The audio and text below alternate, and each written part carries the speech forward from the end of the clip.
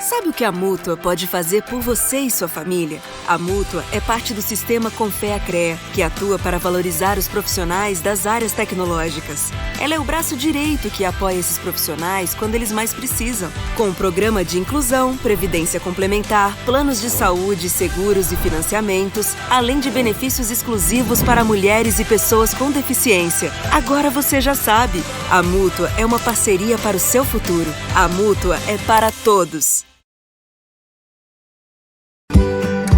Reciclar seu lixo constrói um novo futuro.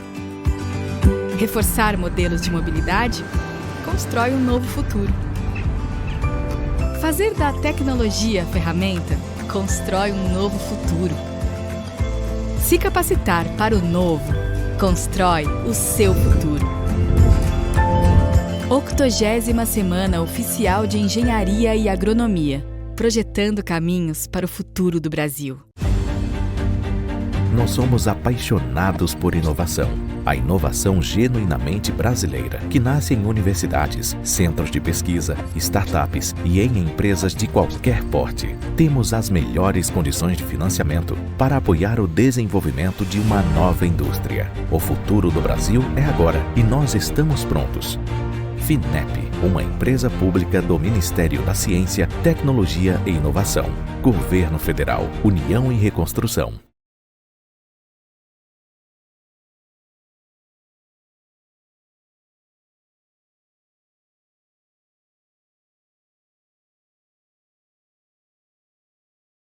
Bom, retomaremos agora com o painel Neoindústria, Financiamento, IA, Ciência e Engenharia na Inovação. Convidamos como coordenador o representante da Confederação Nacional da Tecnologia da Informação e Comunicação, Márcio Girão.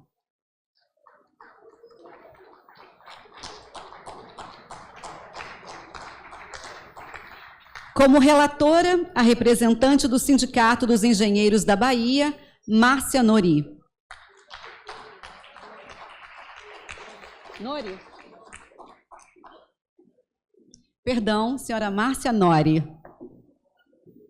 Como palestrantes, o diretor de Desenvolvimento Industrial da CNI, Confederação Nacional da Indústria, Jefferson de Oliveira Gomes.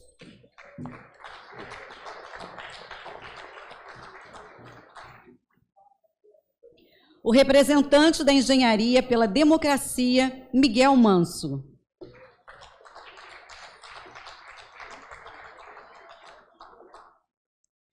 E o assessor da Diretoria de Inovação da FINEP, financiadora de estudos e projetos, Ronaldo Gomes Carmona.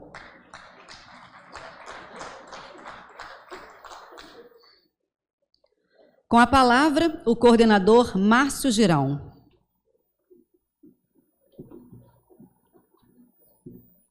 Boa noite a todos, a todas. Em primeiro lugar, me solidarizando com o Peregrino com relação ao que está acontecendo na Palestina.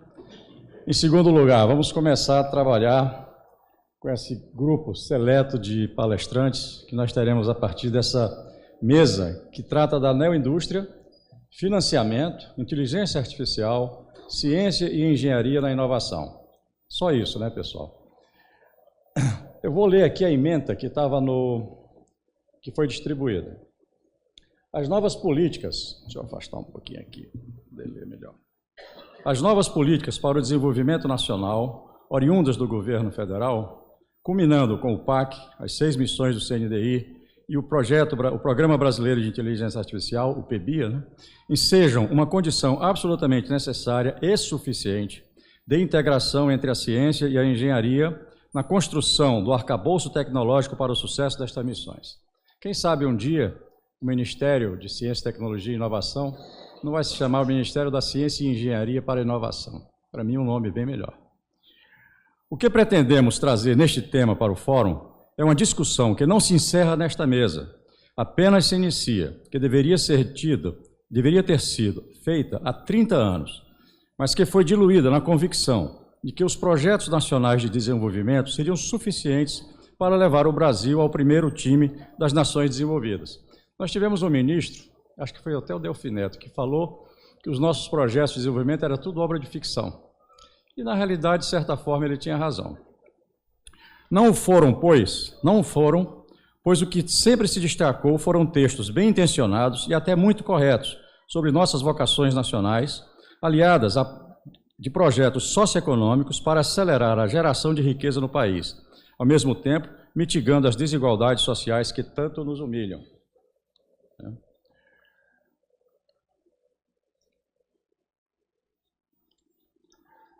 Atualmente, temos um importante arcabouço de propostas de governo para mais uma vez sonharmos com um novo país. Será que é mesmo? Vamos aos lados positivos, e não são poucos. Projetos bem elaborados e com participação razoável da sociedade, recursos que nunca os tivemos antes, foi demonstrado aqui, inclusive na abertura, os recursos da FINEP, etc. Eu acho que o Carmona vai falar um pouco sobre isso também, né?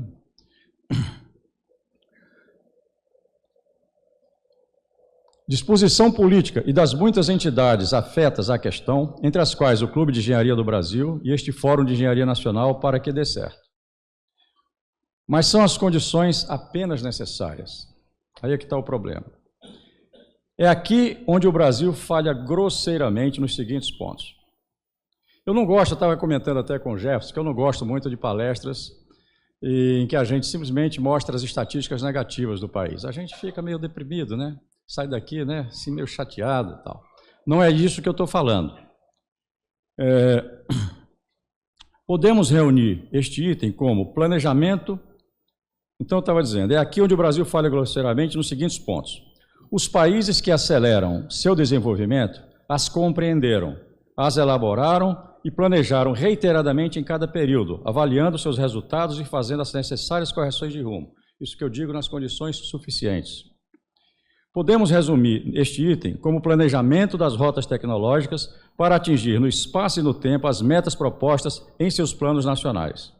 Tais rotas delimitam recursos bem aplicados, ciência com objetivos de interesse nacional e empresas que assumam riscos da inovação com mais segurança.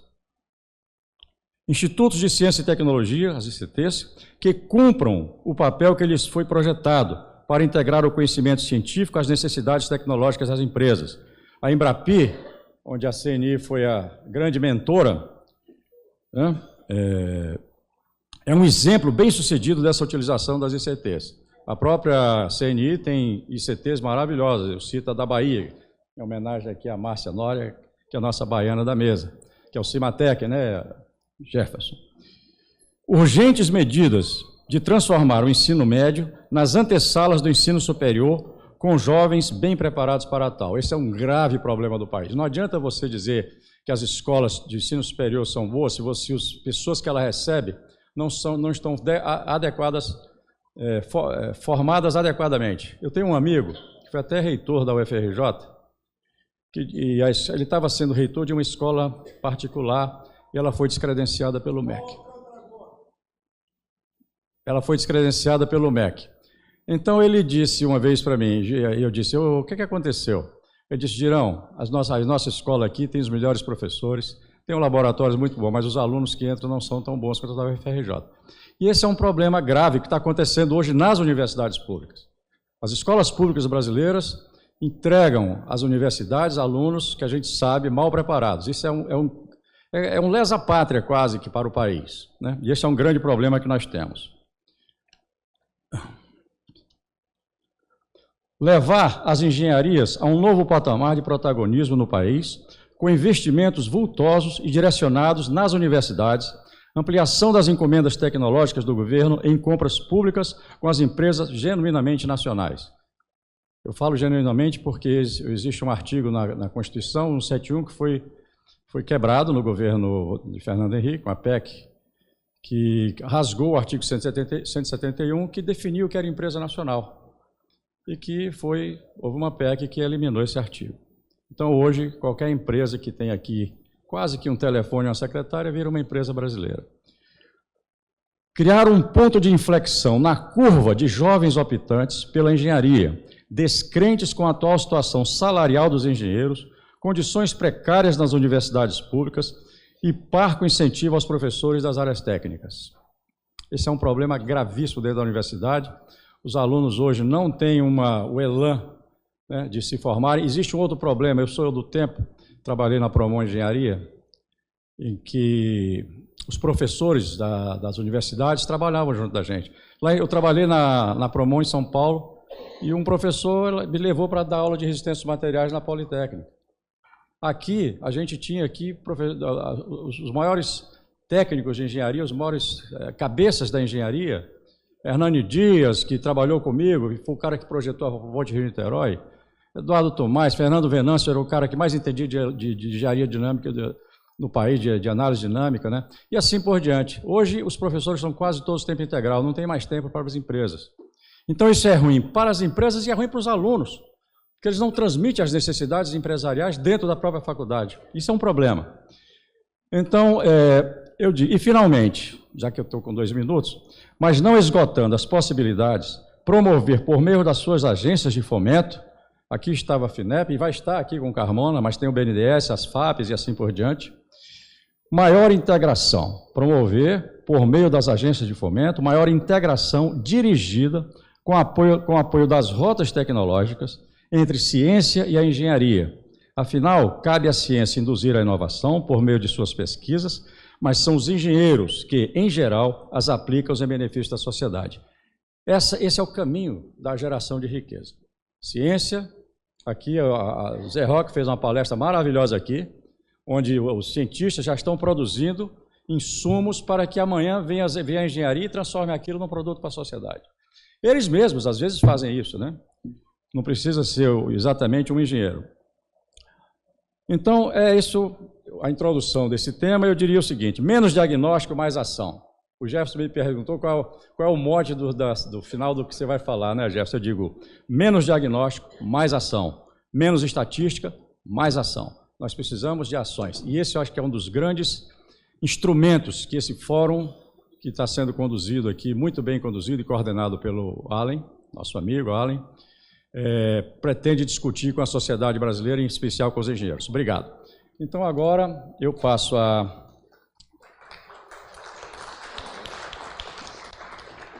Obrigado. Eu passo a chamar o primeiro palestrante, que vai ser o Jefferson. O Jefferson... Aliás, eu tenho orgulho de ter sido quem indicou o Jefferson para essa mesa. Então, Jefferson, ele é um engenheiro mecânico, mestre pela Universidade Federal de Santa Catarina. Aliás, Santa Catarina é hoje o estado que mais gera inovação nesse país, hein? Eu tive na FINEP como diretor de inovação há um tempo atrás, e a gente tinha inveja que Santa Catarina bombava, né, como a gente chamava, em projetos. Então, ele também é doutor em engenharia mecânica pela UF de Santa Catarina e Aachen, Alemanha. Falei certo, não? Em 2000. Desde 2004, professor do ITA, sendo produtividade em pesquisa pelo CNPq. Também diretor do Project Center para a manufatura do Fraunhofer, de 2018 até o momento.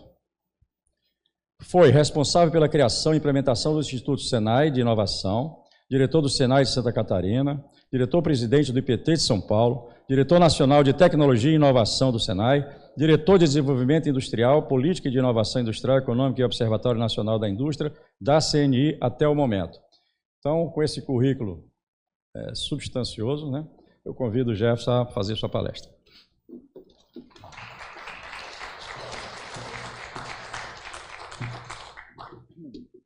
Bom, eu vou reiterar aqui a minha honra estar conversando com vocês. Hoje, agora de tarde, nós conversamos sobre o objetivo desse nosso encontro, que é estabelecer um posicionamento da engenharia brasileira perante os grandes desafios da nossa sociedade. Eu vou preparar aqui meu tempo. Eu particularmente tenho uma visão, porque minha formação não permite que você não tenha olhar positivo com as coisas. Eu sou engenheiro.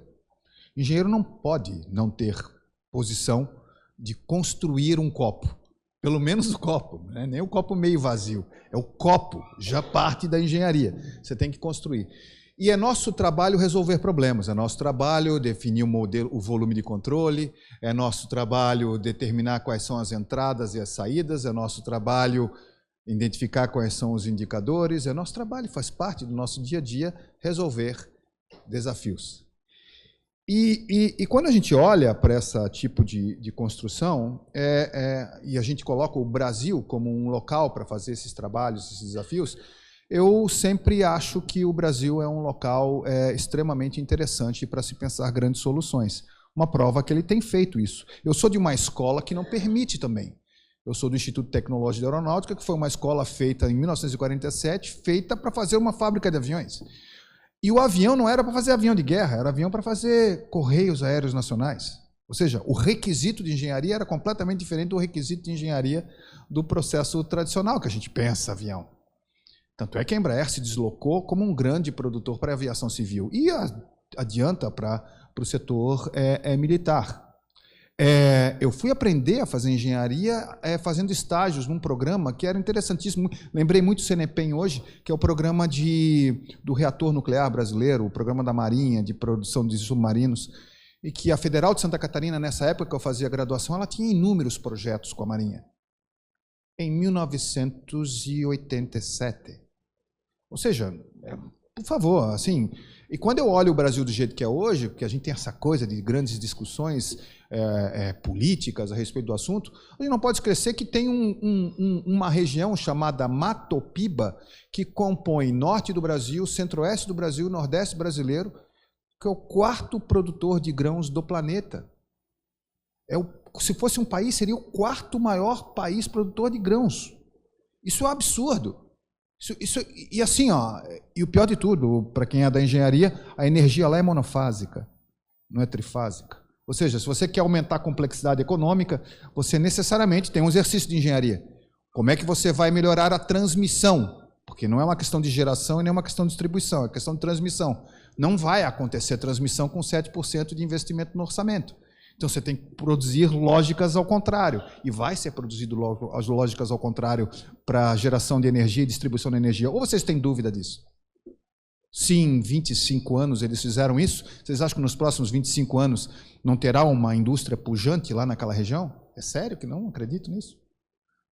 Então, assim, quando eu olho um país como o nosso, que tira soluções que são soluções próprias, 1970, a gente não tinha energia, a gente não tinha petróleo, a gente teve que fazer o álcool, a gente teve que o etanol, C2H6. A gente produz hoje 21 bilhões de litros de etanol, 21 bilhões de litros. Isso é uma coisa brutal em termos de produção, na mesma área plantada que era de 1988. Então, assim, quando a gente olha uma situação e quando a gente vai discutir a respeito de transição energética, a respeito de biotecnologia, não me parece que o Brasil não seja um grande ator nesse processo. Agora, o Brasil faz parte de um planeta como um todo. Ele está inserido dentro desse contexto. E nesse contexto a gente tem agora 4 pilares, que eu acho que são pilares importantes para a gente determinar desafios grandes de engenharia global. E quando eu falo engenharia global, é glocal. Globais tecnologias de engenharia são escaláveis, contínuas e sustentáveis financeiramente. Não é pesquisa. São contínuas, sustentáveis e escaláveis. Se é global, a solução já está pronta. E se é local, algumas soluções globais aplicadas para aquelas soluções locais. Portanto, a solução de energia do Matopiba é diferente da solução de energia de Itaguaí. Não é? Estou falando isso porque a Siemens acabou de inaugurar uma usina de 2 gigawatts no Porto do Açu, agora, né? A semana passada, 2 gigawatts de potência. Aliás, os economistas não compreendem a diferença entre energia e potência. É uma coisa importante para a engenharia falar a diferença de um para o outro. Né? Então, dentro dessa contextualização, é importante entender que eles fizeram uma baita de uma usina com uma altíssima potência, com gás dos Estados Unidos. Não me parece meio óbvio que a gente, tendo gás 50% injetando na Petrobras para produzir petróleo em alta escala, a gente não pense o gás aqui, para a gente.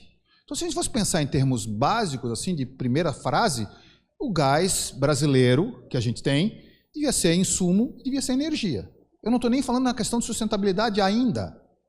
Eu estou só falando que a gente tem. E daí, consequentemente, você puxa uma lógica de infraestrutura, de desenvolvimento de pessoas, de modelos de negócios, de regulações e de legislações.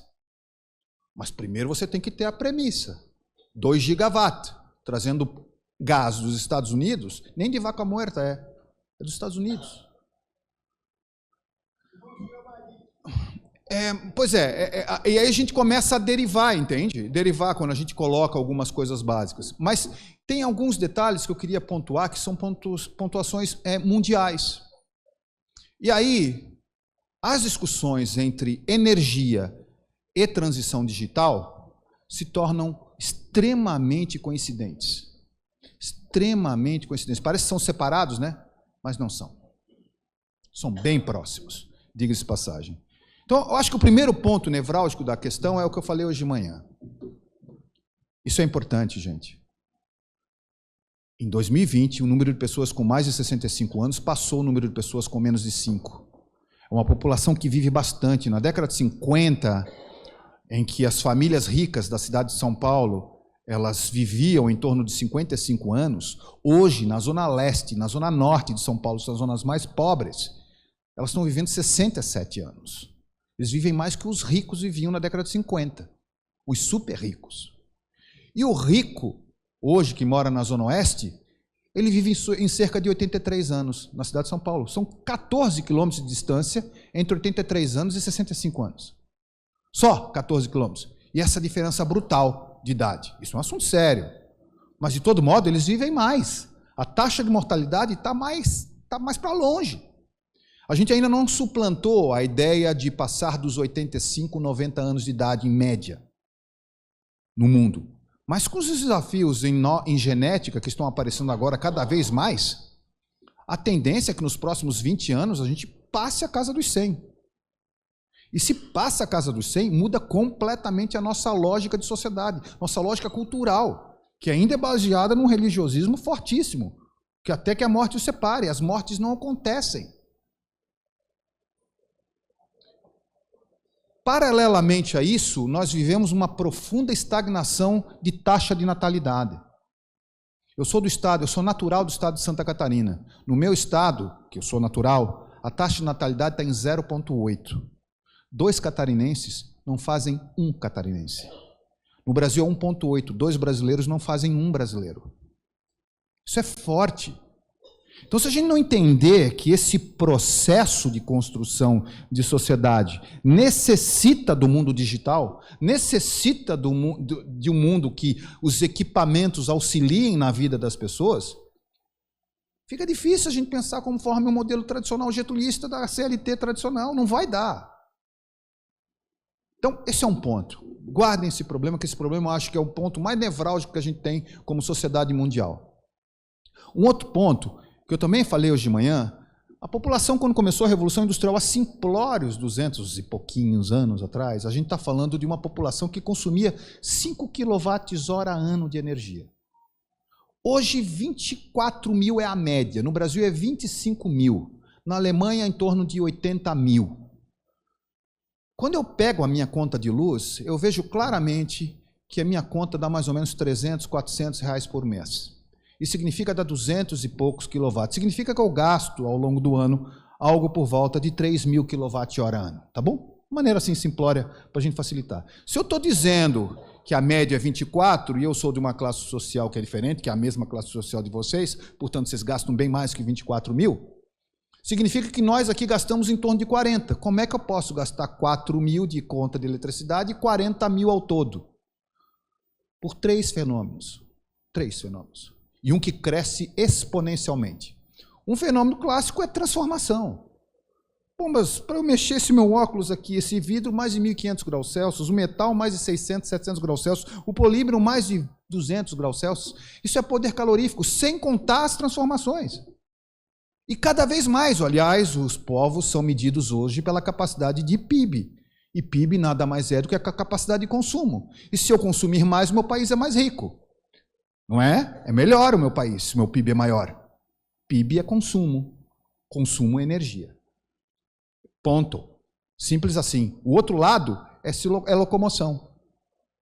E o outro lado é uma coisa que cresce hoje. 7% da energia do planeta é para essa nuvem. E daqui a simplório 5 anos, será 20%. 20% consumo de energia. Como é que vocês querem entender o mundo sem pensar o mundo digital, deixar o mundo digital de lado, se ele é responsável por 20%, será responsável por 20% daqui a simplórios 5 anos do consumo do mundo? Ah, mas no Brasil isso é mentira. Mentira? O Brasil tem mais de um celular por habitante. Aliás, 40% dos celulares brasileiros são contrabandeados. O comércio ilegal de produtos. Então, assim, então, dentro dessa lógica, natalidade, longevidade, energia, são 3 pontos importantes. Um quarto ponto é que todos os estudos dizem que esse meu material aqui que eu tenho, que até então ele era baseado em 3 tipos de metais, cobre, alumínio e ferrosos, hoje eu tenho tântalo, eu tenho lítio, eu tenho vários elementos químicos aqui dentro. E todos esses elementos químicos, é fácil ver em qualquer lugar, todos esses elementos químicos terão seu limite até 2050, para serem simplesmente extraídos e vendidos. A partir de 2050, e antes de 2050, provavelmente, muito negócio ocorrerá. Portanto, economia circular não é uma bondade, não é bonzinho, não estou sendo legal com ninguém. Economia circular é negócio. Países viverão de economia circular. E eu peguei só uma, que é dos metais. Bom, se isso é vero, que eu estou dizendo, se isso fosse mentira, não teria os chamados, o último ponto, 17 ODS.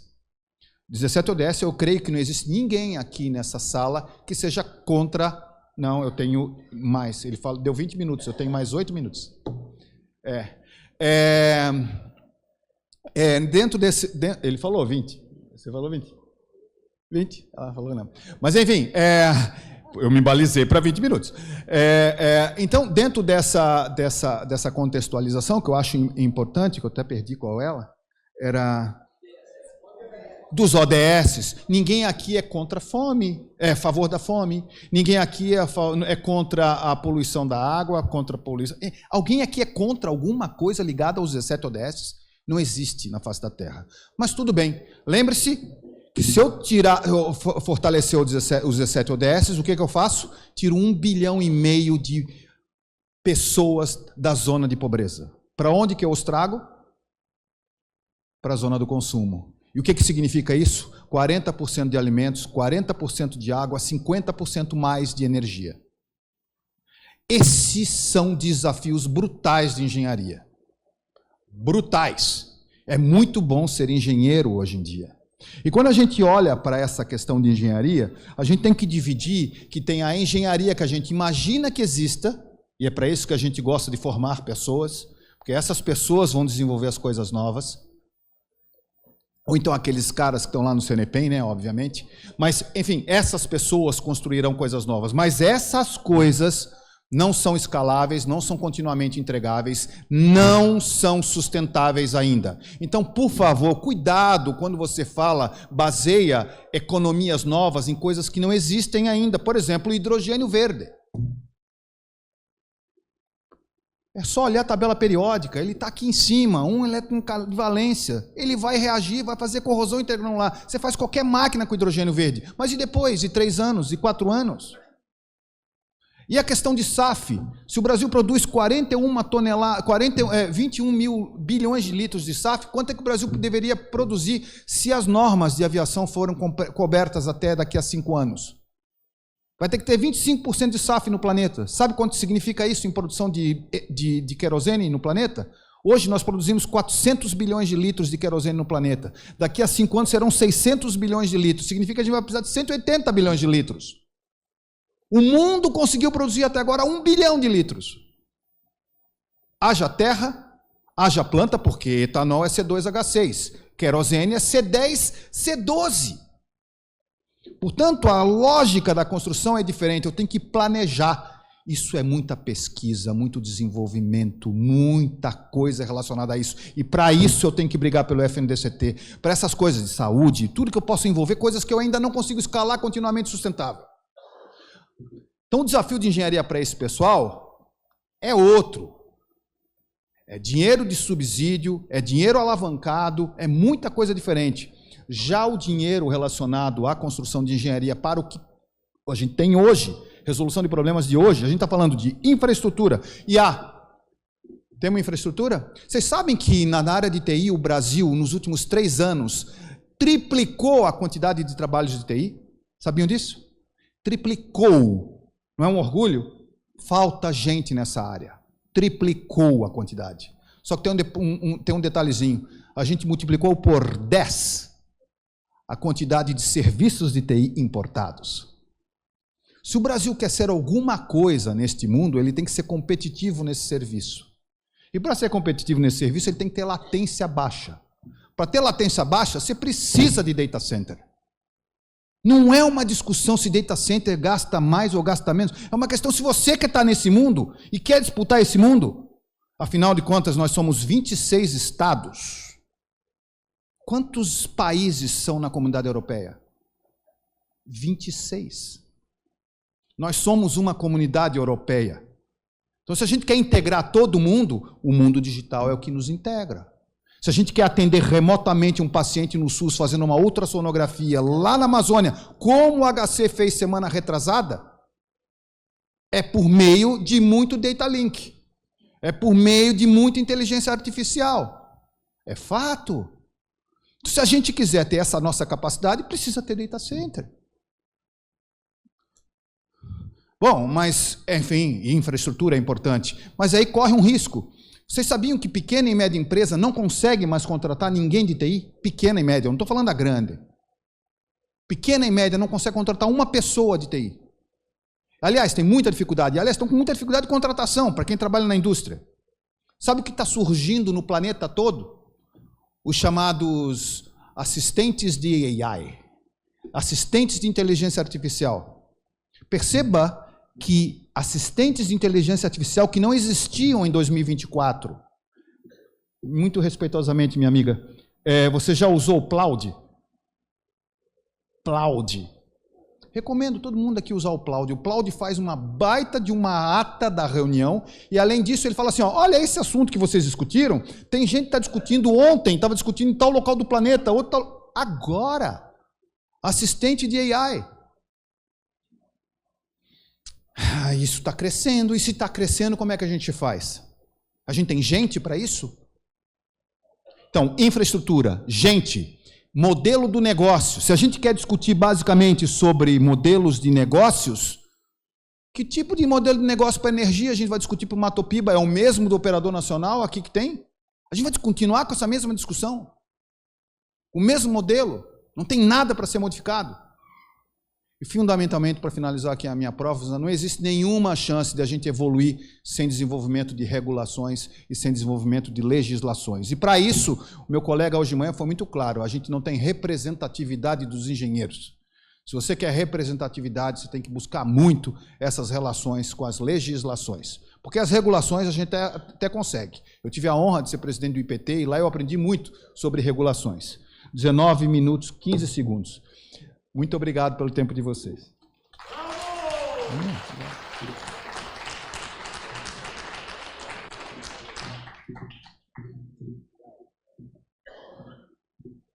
Obrigado pela excelente palestra. Eu agora vou trazer aqui o Miguel Manso, engenheiro eletrônico, pesquisador do FDTE, Fundação para o Desenvolvimento Tecnológico da Engenharia, e da Fundação Maurício Grabois. Se vocês quiserem um currículo mais completo dessa turma, porque é grande o currículo de cada um deles, tem um caderninho aí que é esse currículo, tá? Então, por favor. Um aplauso aí.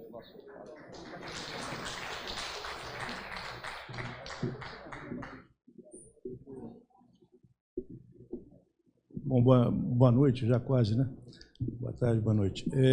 Agradecer, né, a possibilidade da gente conversar um pouquinho sobre os desafios do Fórum da Engenharia Nacional e sobre os desafios da conferência que nós seguramente vamos conseguir alavancar a partir deste esforço concentrado das mais de 100 entidades, as mais antigas e as mais novas, como a ENGD, da qual eu faço parte com muito orgulho, para tentar dar uma contribuição forte para resolver vários dos problemas que foram trazidos já nas primeiras mesas e que nós vamos seguir levando. Passador de slide, passador de slide.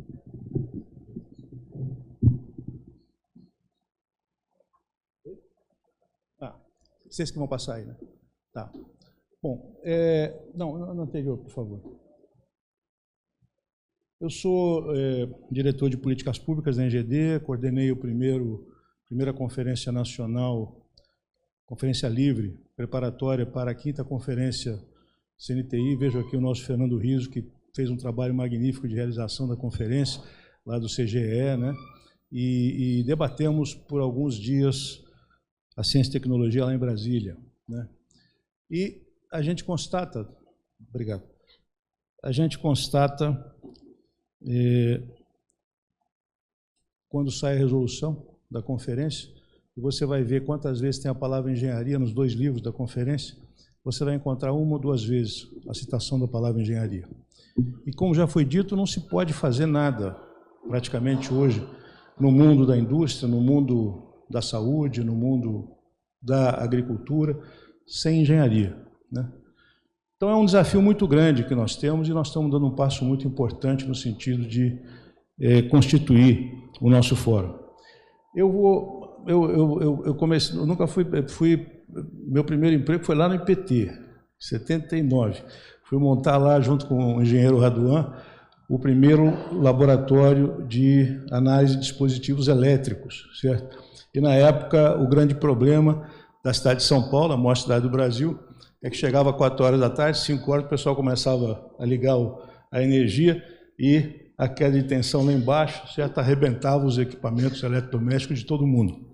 Então, nós montamos o laboratório para enfrentar esse primeiro desafio, depois para testar os para-raios, certo? Que estavam destruídos na cidade e também quando vinham as tempestades que nós sabemos que tem no Brasil, né? Causava um estrago imenso nos domicílios e nas indústrias, né? De lá para cá, eu fui me dedicando assim a procurar estudar um pouco mais esse problema da engenharia. Eu sou formado em eletrônica, meu pai era marceneiro, aí com 6 anos eu vi ele desmontar um rádio que ele tinha na marcenaria, fiquei maravilhado com aquilo, fui fazer engenharia de telecomunicações na Unicamp, né? Aquele rádio de válvula, bonito, né? Os problemas que você levantou, Jefferson, muito bem levantados, desafiadores para nós aqui no debate, sobre a questão, por exemplo, da energia, né? Hoje, na educação, a gente tem que disputar a atenção das crianças com o celular, né?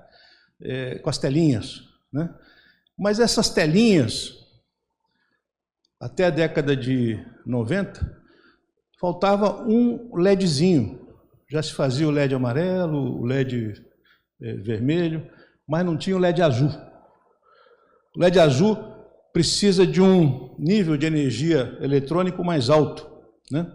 Precisava de uma composição química do processo de fabricação da célula, né? Muito sofisticado. E um japonês, o Suji, engenheiro, não tinha doutorado, venceu a descoberta do LED azul. Todas as grandes empresas de eletrônica, Siemens, GE, todo mundo gastando milhões e milhões para fazer o LED azul. Opa, perdão. E ele foi montar a fábrica, quer dizer, a máquina sofisticada para soprar um componente químico de um lado, o nitrito de galho do outro, certo? Fiozinho para fazer o cristal do LED azul. Demorou décadas. Fez a invenção. Numa indústria química que estava indo à falência. A Nishia, no Japão, certo? Estava indo à falência. Quanto é que ele ganhou pela patente? $170. a empresa não permitia que ele publicasse os artigos. E ele não tinha doutorado, queria na época para ser doutor no Japão, se publicasse 5 artigos, podia reivindicar o doutorado. Ele trabalhou anos para fazer a fábrica, para fazer o processo, fez o LED azul e hoje, se nós temos o LED branco, é porque nós temos o LED azul. Ele fez a invenção, fazer o desenvolvimento inovador, tecnológico, industrial, também já é outra conversa. Hoje ele está nos Estados Unidos. Ele brigou lá com a empresa que ele estava, está nos Estados Unidos, dirige um programa hoje na área nuclear, certo? Lá nos Estados Unidos. Então, inovação, engenharia para um Brasil do conhecimento e inovação. Vamos olhar para frente, vamos olhar para o copo cheio, espero que eu não derrube outro aqui, né? Então, o objetivo é um pouquinho falar sobre isso, inovação. Inovação como tecnologia, como estratégia para a reindustrialização soberana, né? Mas qual vai ser o futuro do Brasil se a gente tem cada vez menos estudantes de engenharia? Se nós temos uma realidade que nós precisamos vencer, e eu quero conversar um pouco sobre os modelos de financiamento do mundo, né? Estados Unidos, Japão, Coreia, China, né? Para que a gente possa ter alguns elementos para o nosso debate sobre financiamento e sobre inovação. Nós temos que vencer essa fase do negacionismo e da financeirização. Tem muita gente que acha que a financiarização é uma coisa que é inevitável no capitalismo. O capitalismo leva para a financiarização, né? Mas o modelo chinês, em certo sentido o modelo indiano, utilizam bem o capitalismo, utilizam bem as empresas e o mercado, certo? Mas não permitem a financiarização, certo? Desta área, né? Então, o negacionismo, a financiarização, que são dois grandes fenômenos da atualidade, do mundo ocidental principalmente, são coisas que nós precisamos ter em mente e discutir, porque o Brasil tem sido refém, né, dessa política de juros altos, dessa política de carrear os recursos do setor privado, do setor público, porque a empresa privada paga juro, e juro caro, né? O setor privado, o setor público, pagando taxas enormes de juros, concentrando riqueza e concentrando capital.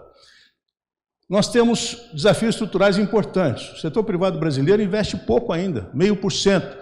Né? A Coreia investe quase 5%, a China 2 e pouco, certo? Então, nós vamos ver como isso vai influenciar nesse desenvolvimento.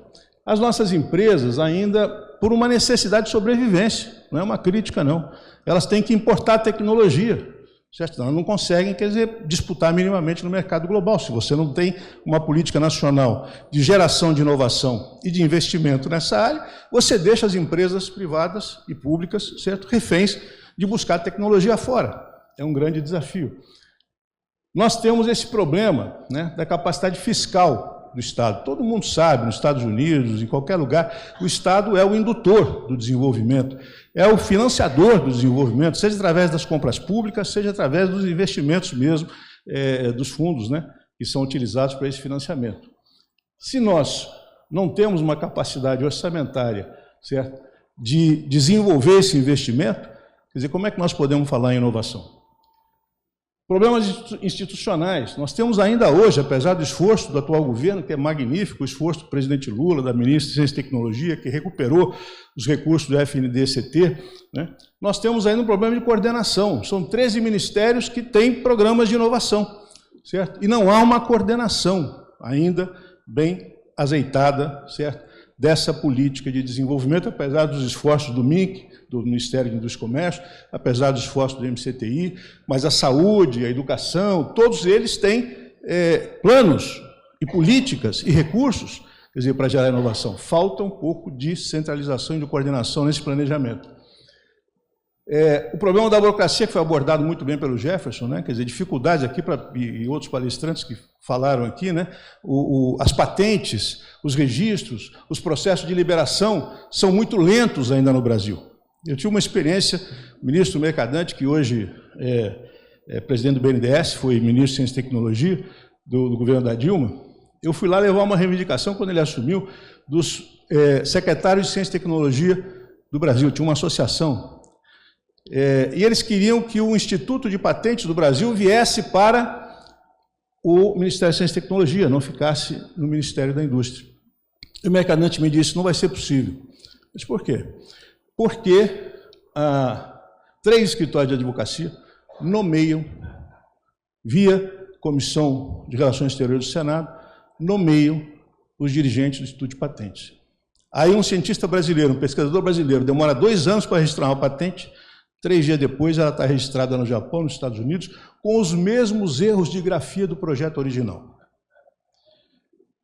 São problemas desse tipo que nós temos que lidar no nosso país. Capacitação, fuga de cérebros, educação defasada, matemática, né? Física. Nós ouvimos aqui o depoimento, tem uns cursos de engenharia hoje que não se faz exigência mais das ciências básicas. Como é que você vai formar um engenheiro sem matemática, sem física, sem... né? Impossível. Problema da dependência externa. A nossa indústria depende mais de 80% dos seus insumos de tecnologia vindos de fora, né? Então é um quadro complicado, difícil. E por isso nós temos que fazer o fórum, por isso nós temos que fazer a conferência com a máxima urgência e temos que mobilizar a sociedade, mobilizar o Brasil, certo? Para essa tarefa urgente de gerar o Brasil do conhecimento e da inovação. Porque esse é o futuro. O futuro é o conhecimento e é a inovação. Opa, passei para trás aqui. Aqui só para ilustrar, né, esses são os registros atuais, nós temos um número baixíssimo de profissionais registrados no CONFEA, né? A situação da indústria, participação da indústria no PIB, né? Alemanha 21, Coreia 26, China 38,3 e o Brasil 15,3 na melhor das estatísticas. Há estatísticas que dão valores menores do que esse. Aqui começa um pouquinho o desafio. Investimento. Estados Unidos, isso, dados de 2023, isso já mudou um pouco, particularmente nos dados da China, né? Estados Unidos, 3,5%, Coreia, 4,8%, China, 2,4%, Brasil, 1,2% em 2023, tendo passado por aquele período de 5 anos de quebra do financiamento do FNDCT por políticas negacionistas praticadas pelo governo federal. As patentes, né? Estados Unidos, segundo lugar, 150 mil patentes nesse período. Coreia do Sul, 25 mil, China, 70 mil. Esse dado é antigo. Olha, é antigo, 2023, né? 2025, a China produz 50% das patentes do mundo. Hoje, acho. 50% são patentes produzidas na China, né? Inovação não é invenção. Inovação é um sistema complicado de interação, de relacionamento da indústria, né? Que envolve políticas, que envolve feedback, que envolve muita coisa para que a gente possa transformar uma invenção em processo produtivo que tenha mercado, que conquiste mercado com processo de gestão. Eu não vou falar muito disso. O modelo brasileiro ele é baseado nessa importante conquista que foi o Fundo Nacional de Desenvolvimento de Ciência e Tecnologia, gerido muito bem pelo FINEP. O Carmona vai nos dar uma aula seguramente sobre a importância e o desenvolvimento que é feito e a retomada que houve nesse governo, né?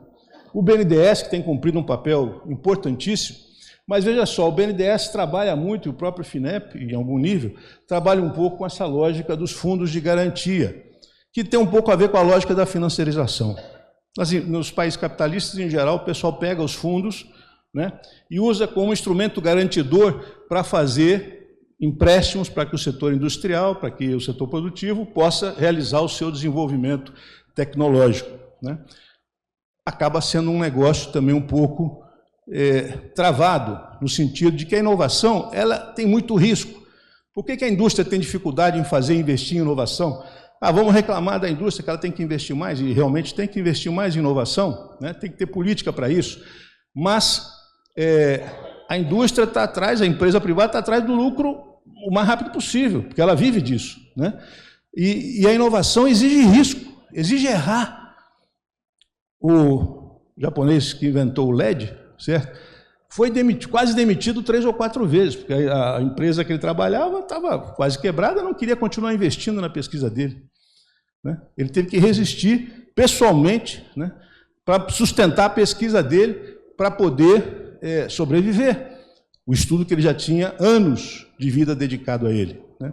Ganhou o prêmio Nobel, junto com mais outros 2 japoneses, cientistas, doutores, né? Ganhou o prêmio Nobel e depois virou doutor. Foi reconhecido como doutor pela academia. O novo fundo, né, que inclusive o Jefferson me chamou a atenção muito bem outro dia numa conversa que tivemos, o FNDIT, que está em tramitação, está em discussão, né, que é o Fundo Nacional de Desenvolvimento da Indústria e Tecnologia, mas com orçamento previsto aí inicialmente de 1 bilhão. Vai dizer, poxa, 1 bilhão é dinheiro, né? É dinheiro para quê? Certo?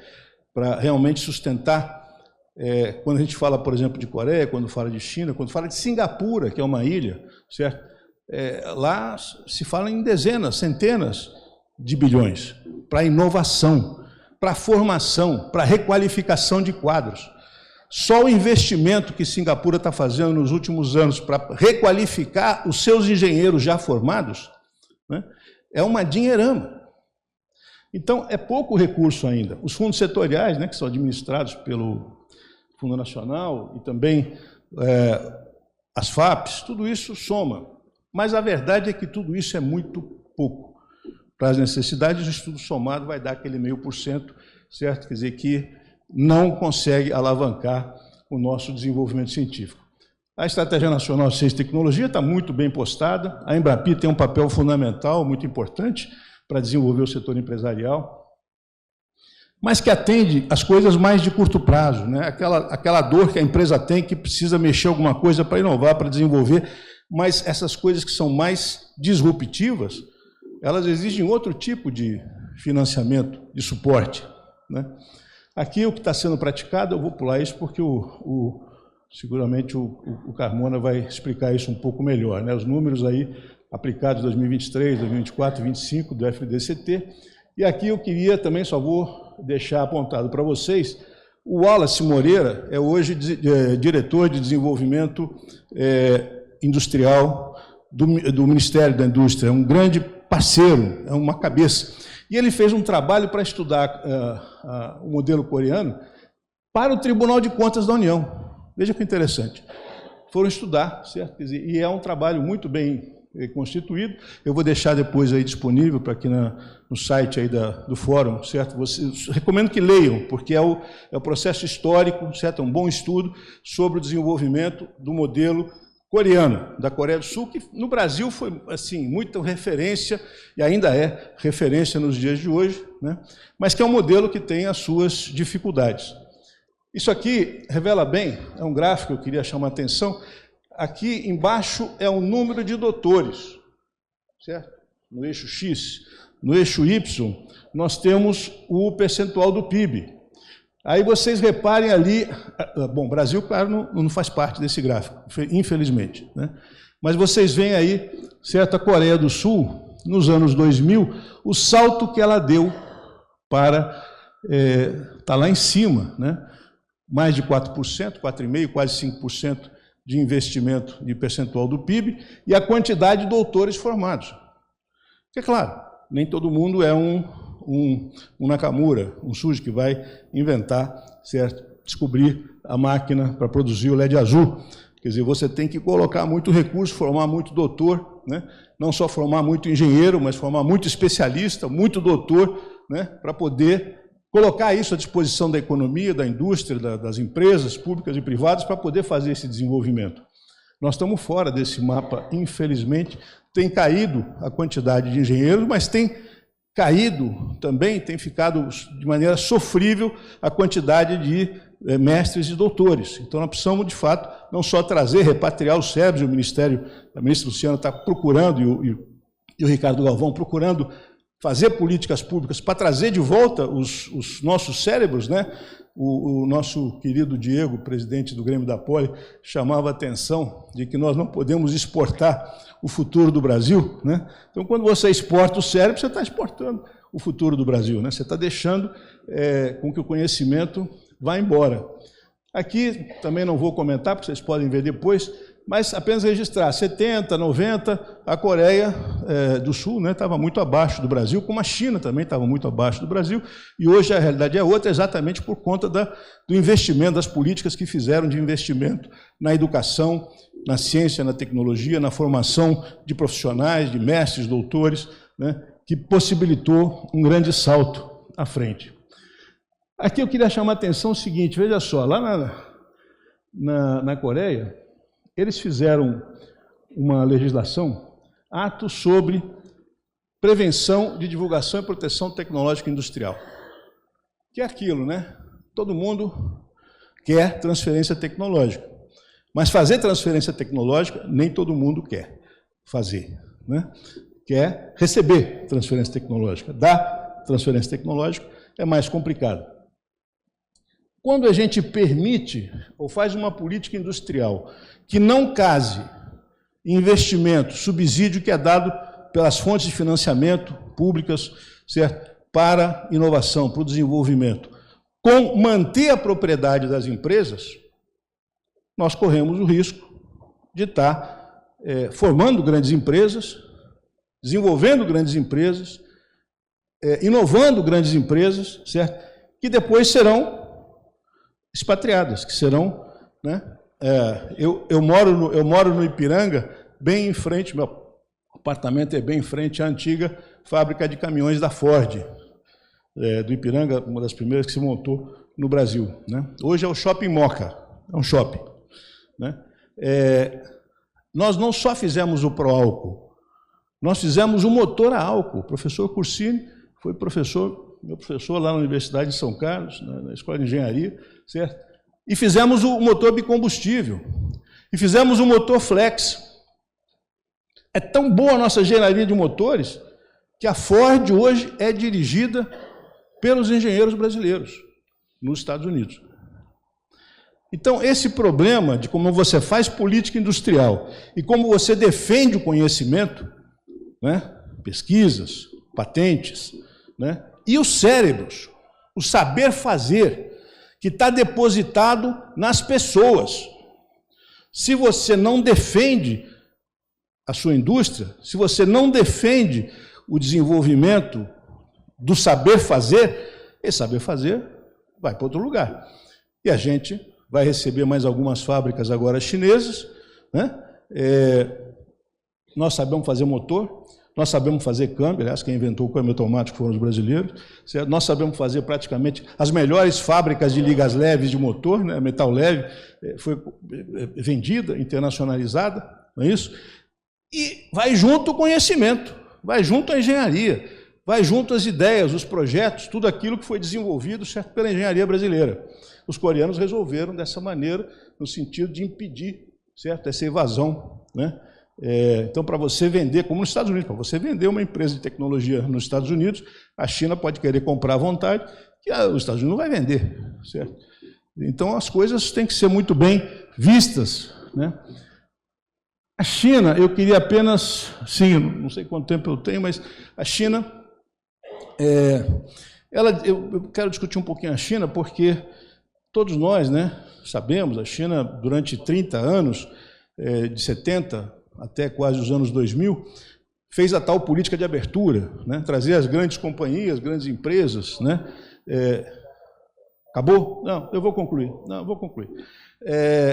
As grandes empresas, né, chinesas, né, estrangeiras, em zonas de exportação, em zonas próprias para receber essas empresas, né, e isso gerou, claro, uma transferência, um conhecimento. Você formou quadros ali, certo, na China, e conhecimento, e se apropriou em algum nível disso. Mas o grande salto à frente que nós estamos vendo hoje, quem visita as redes sociais, todo dia tem um caminhão de postagens sobre as maravilhosas cidades, os trens, as indústrias, a indústria totalmente informatizada, automatizada, robotizada, né, as indústrias escuras que eles chamam, sem praticamente funcionário nenhum, que foram montadas a partir de 2010, né?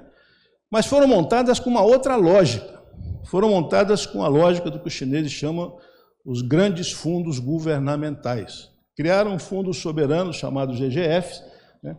Eu vou deixar na apresentação aqui, certo, à disposição, isso um trabalhinho que foi feito aí para a Fundação Maurício Grabois e que pode ajudar a nossa discussão, elencando aonde eles investiram, os fundos, né?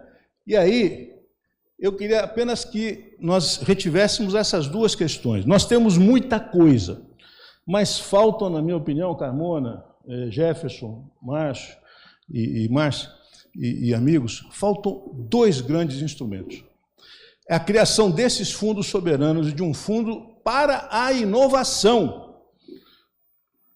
Inovação, que não é propriamente desenvolvimento industrial apenas, que não é invenção e pesquisa apenas, certo? Que se realiza num ambiente muito mais complexo e sofisticado, certo? Vamos dizer assim, que é esses ecossistemas dos parques tecnológicos, que no Brasil são muito poucos.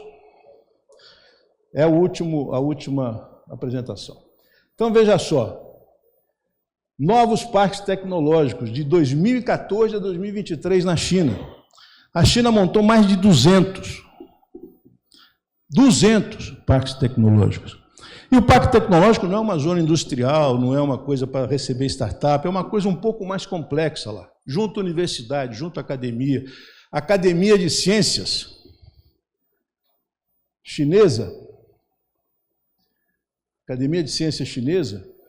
ela tem 60 mil cientistas contratados da academia para ajudar no planejamento, no desenvolvimento. A Academia de Engenharia, 900 membros de elite, certo? Quer dizer, contratados pela academia. Fernando Rizzo, por favor, quantos tem contratados na Academia de Ciências do Brasil? Quantos tem cientistas? Não nas universidades, aqui é na academia. A academia que fornece esses doutores, esses pensadores, para ajudar o desenvolvimento das províncias, das empresas, certo? Então, não basta formar, é preciso empregar, é preciso ter a política de desenvolver instrumentos, né, onde a engenharia, os cientistas, certo? Quer dizer, possam ser contratados para realizar os grandes planos. Nós vimos aqui o gigantismo, a importância do Brasil, para o Brasil, do laboratório Sirius, lá em Campinas, né? Quantos poderíamos ter assim? Então, eu, me despedindo, agradeço, vou deixar a apresentação aí para vocês, com o máximo de dados aí que eu pude coletar nesse período, o salário dos doutores do Brasil, comparado com Coreia, com Estados Unidos, que é outro problema que nós temos. Se não tem política de inovação, não tem financiamento, não tem contratação, não tem política de emprego, não tem política de construção de parques tecnológicos, não tem política de interação real, dinâmica, entre o setor produtivo e o setor de ciência e pesquisa, você não vai ter salário. Nós recebemos 1/10 do que é pago hoje, certo? Para os doutores nos países do mundo. Então, esse trabalho vai ficar à disposição de vocês. Desculpe, Márcio, pela tomada de tempo, tá? E agradeço aí a oportunidade de conversar um pouquinho com vocês sobre esses temas. Alô? Miguel, a palestra está tão excelente que eu ficaria mais meia hora conversando, mas a gente, infelizmente, tem um limite de tempo. Eu queria dizer o seguinte, essas slides, se eu posso chamar assim, essas transparências, do Miguel e outras, vão ficar, elas estão riquíssimas. Quer dizer, não é só em termos de dados, de informações, para vocês fazerem até outros estudos e outras análises. E elas vão estar disponíveis a partir de amanhã, ou depois da manhã, no portal que nós estamos lançando, vamos lançar amanhã, o portal do Fórum da Engenharia, onde nós vamos debater esses temas e outros. Eu vou passar agora a palavra aqui ao meu amigo também, todos aqui são meus amigos, tá? Graças a Deus. Ronaldo Gomes Carmona, ele é sociólogo, professor especialista em geopolítica, defesa nacional, estudos estratégicos e inovação. É graduado em Sociologia e Política na Fundação Escola de Sociologia e Política de São Paulo, mestre e doutor em Geografia Humana pela Universidade de São Paulo. Também é professor da Escola Superior de Guerra, então é um dos caras mais entendidos de geopolítica nesse país hoje, e também assessor da diretoria de inovação da FINEP. E foi lá que eu tive a felicidade de conhecê-lo. Muito obrigado, meu amigo Girão. Boa tarde aqui a todos. É uma satisfação me dirigir aqui a esse Fórum Nacional de Engenharia, ainda mais nesse prédio histórico, né? Eu diria que da luta pelo desenvolvimento nacional, né? Que é o Clube de Engenharia, né? Nosso histórico Clube de Engenharia, que tem uma jornada tão longa, né? De luta pelo desenvolvimento e pela grandeza nacional. Então é uma grande satisfação poder me dirigir aqui aos senhores nessa tarde. Bom, eu antes de entrar, ou já entrando no tema, né, que me traz aqui, eu vou falar um pouco sobre política industrial e política de inovação, né? E para isso, evidentemente que eu vou tratar da contribuição da FINEP ao Programa de Política Industrial do Brasil, que é a política da Nova Indústria Brasil. Mas antes disso, eu gostaria de fazer um pequeno preâmbulo, né? Porque, na verdade, o imperativo do Brasil ter uma política industrial associada a uma política de inovação, antes de nada, deriva da situação que o mundo vive hoje, né? Hoje nós assistimos em escala mundial, em meio a uma grande revolução nas forças produtivas em escala mundial, né? Afinal de contas, essas tecnologias, né, habilitadoras da chamada quarta revolução industrial, elas estão verdadeiramente revolucionando as forças produtivas, né? Podemos falar aqui, obviamente, de inteligência artificial, de tecnologias quânticas, da miniaturização cada vez maior dos semicondutores. Enfim, o mundo vive um ambiente de guerra tecnológica entre as grandes potências pelo domínio dessas tecnologias que estão revolucionando as forças produtivas no mundo. Então, antes de mais nada, é um imperativo que o Brasil se situe nessa corrida, né? E nós o estamos fazendo exatamente pela vinculação da política industrial, da política de inovação à política industrial, em linha com as melhores práticas que acontecem no mundo, né? Hoje o mundo todo pratica iniciativas de política industrial ancorada em processos de inovação. E é isso exatamente o que o Brasil tenta fazer por meio do apoio da FINEP à Nova Indústria Brasil. Agora, meus amigos, isso evidentemente, o Miguel falou aqui muito bem da questão da financiarização, né? Nós vivemos uma realidade, ano passado foi comemorado aí os chamados 30 anos do Plano Real, mas também foi um alerta de que o Brasil há 3 décadas vive com as maiores taxas de juros no mundo, né? Então, como é exatamente que a gente vai alavancar o investimento privado em inovação num contexto em que o investimento produtivo ele passa a ser, digamos assim, um prejuízo para qualquer empresa do setor produtivo, né? Então, esse tipo de debate, né, um país que fala-se muito do problema fiscal. O Brasil, esse ano, vai gastar 8% do seu PIB em pagamento de juros da dívida pública. Isso, meus amigos, é absolutamente insustentável, né? Eu costumo dizer que, inclusive, essa anomalia... Muito obrigado. Essa anomalia que nós vivemos há 3 décadas, ela é uma anomalia que compromete o futuro do país, né? Então, na verdade, né, eu diria que o esforço que nós estamos fazendo é um esforço hercúleo, né? Eu costumo dizer o seguinte, é verdade, né, novamente que me referi ao que disse o Miguel, é verdade que Singapura investe centenas de bilhões de dólares em inovação, né? É verdade que, comparativamente ao que investem as grandes potências, talvez o Brasil ainda invista pouco. Mas também é verdade, e eu vou mostrar aqui para os senhores, que nós vivemos uma realidade onde os nossos investimentos de inovação, eles são inéditos do ponto de vista do último período histórico, né? Aqui, vou colocar o óculos para enxergar melhor, aqui a gente consegue ver exatamente como, né, durante um longo período, né, os recursos do FNDCT, eles foram comprimidos, né? Na verdade coincidiu, né? Com o impeachment da Dilma, né? Você vê que tem um declínio dos recursos para inovação, né? E mais recentemente, a partir de 2023, com uma decisão do presidente Lula, né? De descontingenciar o FNDCT, nós passamos então a ter capacidade recorde de investimentos em inovação. Aqui nessa barra verde, né, a gente vai vendo o que são os recursos que eram contingenciados do FNDCT, né? Como os senhores sabem, o Fundo Nacional de Desenvolvimento Científico e Tecnológico, ele é os recursos que o Estado brasileiro aporta para a realização da inovação. E no período recente, nós temos então batido esses sucessivos recordes, né? Um orçamento de 12 bilhões em 2024 e nesse ano, novamente um orçamento recorde, né, de 14,7 bilhões, que inclusive, segundo os técnicos, segundo os especialistas, está subestimado e deve inclusive bater um valor ainda maior, né? Em especial, eu quero chamar a atenção para a capacidade de mobilização de recursos não reembolsáveis, né? O mundo inteiro, meus amigos, utiliza para inovações radicais, inovações disruptivas, recursos não reembolsáveis, chamados pelos americanos de grants, né? Que é exatamente, digamos assim, o recurso mais nobre de inovação.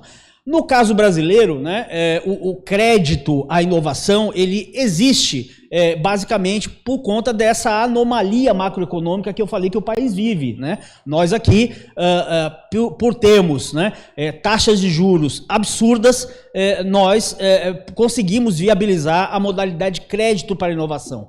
Mas esse é o recurso mais nobre para a inovação, que é o recurso não retornável, que é o recurso exatamente que entra para o financiamento de inovações disruptivas, inovações que estão no estado da arte, né, no mundo, as quais eu vou inclusive situar daqui a pouco.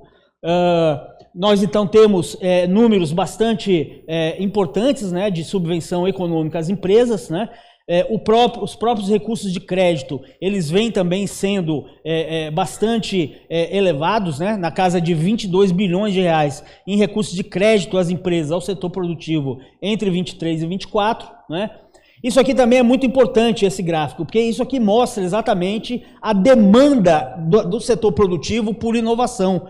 Para os senhores verem, em 2024, nós recebemos uma demanda por projeto de inovação, de crédito para inovação, na casa de quase 24 bilhões de reais, né? Então isso mostra que, de fato, a despeito dessa situação macroeconômica adversa, há, digamos assim, uma mobilização do setor produtivo em torno dessa realidade que eu falei ao início, né? E que exige, portanto, digamos assim, que as empresas que querem vencer no seu segmento apostem fortemente no processo de inovação.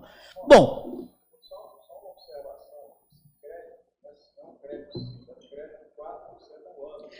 na verdade, Girão, juros negativos, porque o crédito ele é remunerado a TR, a taxa de referência. Então, se você descontar a inflação, você vai ver que o crédito hoje ele é negativo. Então, de longe, é o dinheiro mais barato do país. Tá? Então, por isso que há uma corrida das empresas do setor produtivo, que é aquela demonstração da demanda por recursos de inovação. Bom, deixa eu falar agora onde que a gente gasta o dinheiro, né? Nós, desde o início de 2023, o FNDCT, por orientação da ministra Luciana Santos, resolveu elencar um conjunto de programas para o gasto desses recursos do FNDCT. Eu não vou falar de todos eles, né? Mas aqui, inicialmente foram 10 programas, né? Do FNDCT. Eu destacaria em especial esses dois primeiros, né? Que é o que, inclusive, que consome o grosso dos recursos, né? O primeiro, que é o chamado Proinfra, né? Que é exatamente os recursos voltados para a recuperação e a compra de novos equipamentos para produzir inovação nas ICTs, em especial nas universidades.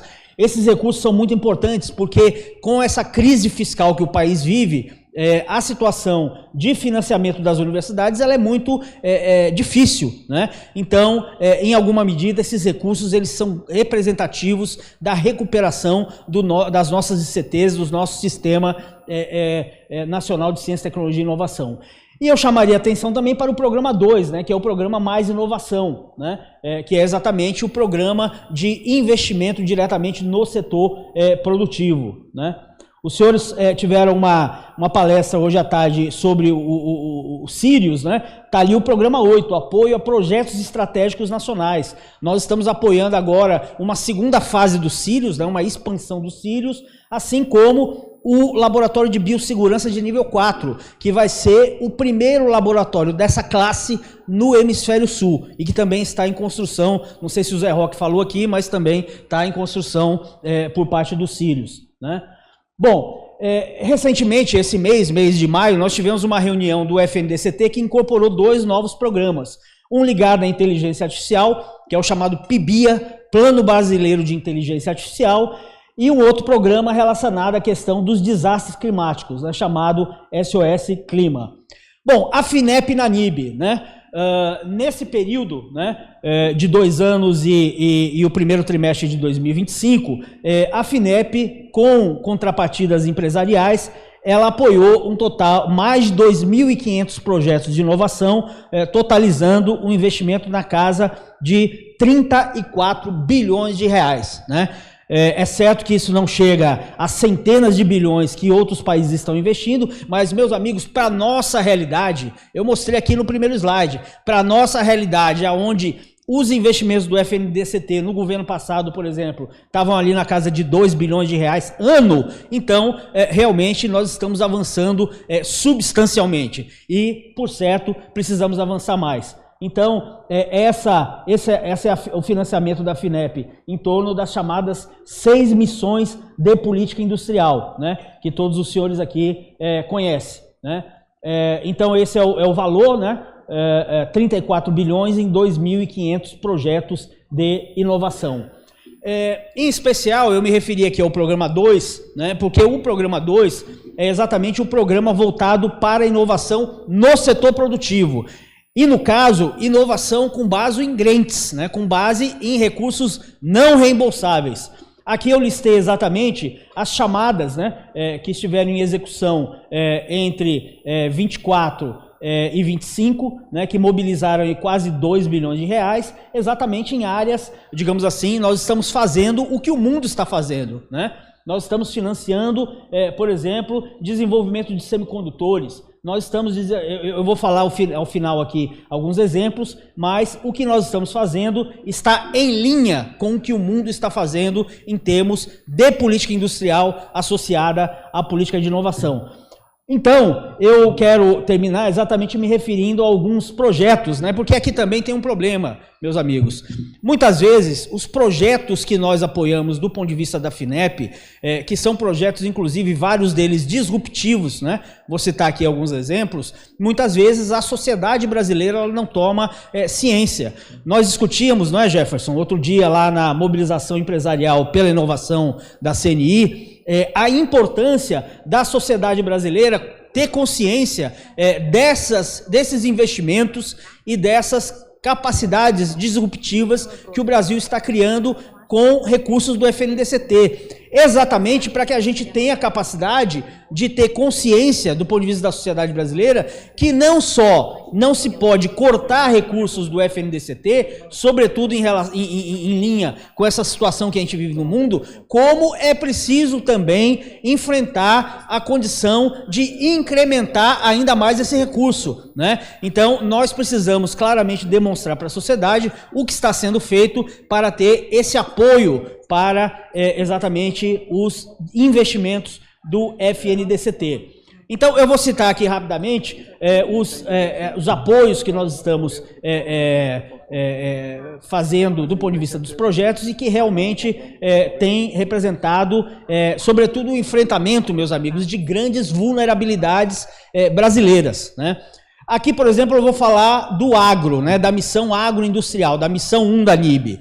A questão central que nós estamos enfrentando é exatamente o desenvolvimento de novas soluções para que a gente consiga superar a nossa forte dependência da importação de fertilizantes, né? O Brasil, que é um dos grandes produtores de agro do mundo, ele é quase que, no ponto de vista do agro, um gigante com pés de barros. Na realidade, ele importa 70% dos seus fertilizantes. Então, nós estamos exatamente apoiando projetos de inovação que buscam reverter, sobretudo com base na biologia nacional, nos insumos nacionais, reverter essa condição. Assim como uma outra grande questão, né, voltada aí para um novo salto de produtividade da agricultura nacional, que é exatamente a ideia da digitalização do campo, ou seja, a ideia de que a digitalização do campo ela pode representar importantes saltos de produtividade numa agricultura que já bate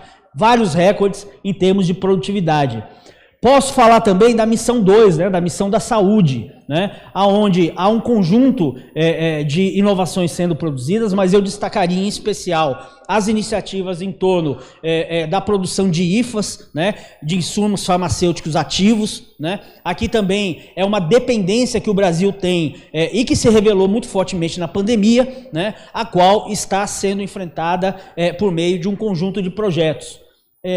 Na área de transição energética, né, existem várias iniciativas, desde uma que, digamos assim, está no estado da arte do desenvolvimento no mundo, que são os micro-reatores nuclear, né, melhoria de eficiência em pás eólicas, semicondutores para módulos fotovoltaicos.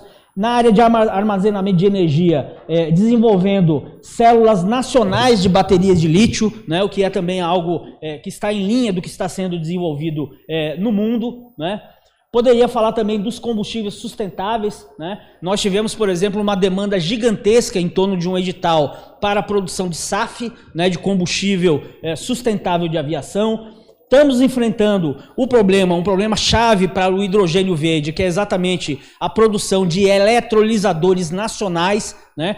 A capacidade que nós tínhamos aqui de eletrolisadores nacionais foi descontinuada, né? Uma empresa que foi comprada pelos alemães e que foi fechada, ato contínuo. Aliás, isso é prática corrente, né? Em meio a essa disputa tecnológica que vive no mundo, né? Por isso, Girão, nós precisamos proteger as nossas empresas de base tecnológica. Nós, Estado brasileiro, estamos fomentando a geração de um conjunto de empresas de base tecnológica, mas, ao mesmo tempo, o país ele está escancarado para assédio de potências estrangeiras, buscando exatamente adquirir capacidades em torno dessas capacidades que nós temos criado. Então fica um alerta de uma questão importante que eu, inclusive, incentivo que o nosso clube de engenharia, que o nosso fórum de engenharia se mobilize, que é o problema da proteção das nossas empresas de base tecnológica, em meio a essa guerra que o mundo vive, tá bem? Obrigado. Então, voltando aqui ao tema. Então, nós estamos aqui na área de descarbonização, economia circular, né? Poderia falar também da transformação digital da indústria, né? Especialmente ligada à área da indústria 4.0, que o Brasil, então, busca se situar, né?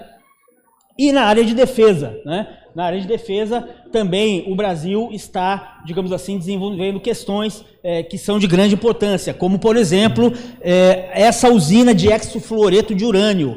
Hoje o Brasil ele não domina o ciclo completo de energia nuclear devido a um buraco na cadeia, que é a produção do hexafluoreto de urânio. E nós estamos financiando exatamente uma usina em escala industrial que vai levar ao Brasil ter o domínio completo do ciclo de urânio, o que é uma velha, digamos assim, aspiração nacional desde a época do nosso almirante Álvaro Alberto. Estamos também desenvolvendo de uma maneira muito importante o nosso veículo hipersônico. Os senhores têm visto agora na guerra na Ucrânia como as tecnologias hipersônicas, elas são exatamente o estado da arte em termos estratégicos, em termos da guerra no mundo atual. E o Brasil está, sim, desenvolvendo o seu veículo hipersônico, e mais do que isso, nós estamos hoje desenvolvendo, Girão, 4 projetos de veículos lançadores de satélite. Desde os anos 60, o Brasil aspira dominar, ter autonomia no acesso autônomo ao espaço. E nós estamos chegando a isso. No final de 2026, nós vamos ver lançado de Alcântara, da base de Alcântara, do centro de lançamento de Alcântara, 2 veículos lançadores financiados com recursos do FNDCT, logrando, então, uma grande conquista que o Brasil almeja desde os anos 60, que é ter autonomia no acesso ao espaço. Eu costumo dizer que nessa área espacial, nós finalmente vamos conseguir colocar em órbita satélites nacionais. Afinal de contas, um satélite que nós estamos financiando junto à Visiona, 220 milhões de reais, é a maior subvenção econômica da história da FINEP, e é um satélite submétrico, um satélite que consegue enxergar a 0,75, o que é uma conquista gigantesca da nossa indústria nacional, da nossa indústria espacial. Então, nós vamos em breve ter capacidade de colocar em órbita satélites nacionais, de veículos nacionais, e a partir de uma infraestrutura nacional, que é o Centro de Lançamento de Alcântara. Então, também, eu valorizo muito essa iniciativa, que eu acho bastante emblemática para a soberania nacional, para a independência nacional, para a autonomia tecnológica nacional. Então, também, nessa área de defesa, eu creio que a gente tem muito a dizer, né, do que nós estamos, então, tentando financiar. Então, meus amigos, eu tentei apresentar um breve panorama, né, meu tempo já acabou, um breve panorama desse apoio da FINEP, digamos assim, ao desenvolvimento nacional, né. Me parece que as opções que o país tem feito, em termos daquilo que eu falei no início, né, que é vincular ou ligar a política de inovação à política industrial, é exatamente a melhor prática que o Brasil está realizando, né? Isso em meio a condições, como eu disse também, bastante turbulentas, seja do cenário geopolítico mundial, seja das condições internas que o próprio país tem para recompor o seu projeto nacional, para recompor o seu projeto de desenvolvimento, que é o nosso grande desafio e para o qual, sem dúvida nenhuma, os nossos engenheiros precisam e irão certamente cerrar fileiras em torno desse desafio de recomposição do projeto nacional. Muito obrigado. 10 segundos. Em 30 anos de desenvolvimento tecnológico que eu tenho oportunidade de trabalhar, eu nunca vi a FINEP em projetos tão relevantes, com tamanho volume e com tamanha transparência. Sexta-feira, a FINEP vai apresentar para vários empresários brasileiros, FINEP, BNDES e Embrapi, mas fundamentalmente a FINEP vai apresentar o que ela tem feito. E vocês perceberam, todos os projetos são densos. Se a gente fosse começar algum tipo de conversa, seria a partir da FINEP, do meu ponto de vista. Muito obrigado. Vamos chamar a senhora Márcia, depois ele caminha para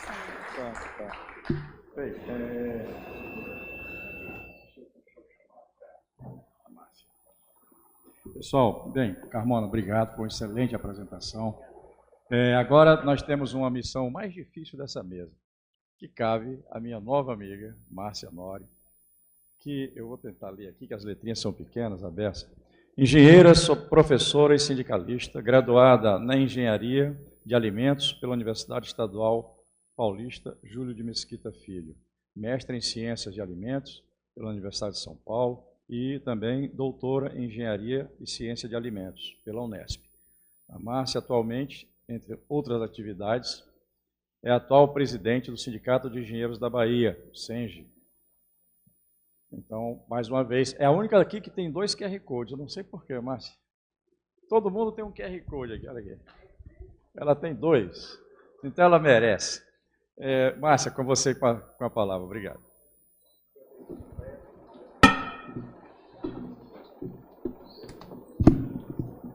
Obrigado, Girão. Obrigada a todos os palestrantes. Assim, riquíssimo todo o conteúdo que foi colocado. E é até difícil fazer um resumo de tudo que vocês falaram. Muito do que foi colocado pelo Jefferson lembra o desafio nosso do dia a dia com quem trabalha com desenvolvimento de produtos, que vê toda essa parte demográfica, esse crescimento e atingir as metas e as soluções que a gente precisa, de fato, alcançar. Você colocou ali das ODS, se a gente resolver o problema de todos, a gente tem muita coisa para fazer. E aí se coloca, na verdade, essa necessidade de otimizar a pesquisa, de integrar, de colocar tudo isso de uma forma muito prática. Então, isso daí é um desafio nosso e a gente tem que ter essa praticidade, esse ponto de vista que você coloca, bem de uma solução imediata e que requer planejamento. Apesar de ser imediata, a gente tem que, na verdade, ter a equipe do planejamento e a equipe da atuação imediata. Então, é muito disso do trabalho que nós, engenheiros, acabamos tendo que fazer. Manso coloca um problema que nós temos, de fato, que é a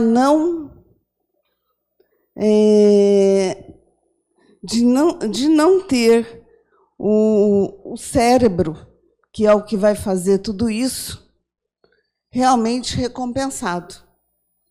A gente não consegue enraizar os nossos cérebros aqui no Brasil. E por quê? Porque falta recurso para que se faça pesquisa.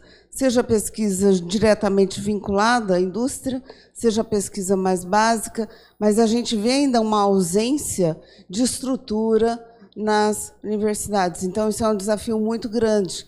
O que você mostra ali da evolução dos fundos, do que que tivemos em gestões anteriores, e o Jefferson confirma isso, o FINEP também, o Carmona, do que tivemos de fundos em anos anteriores e o que nós estamos em recuperação, mas ainda muito longe do que se deseja.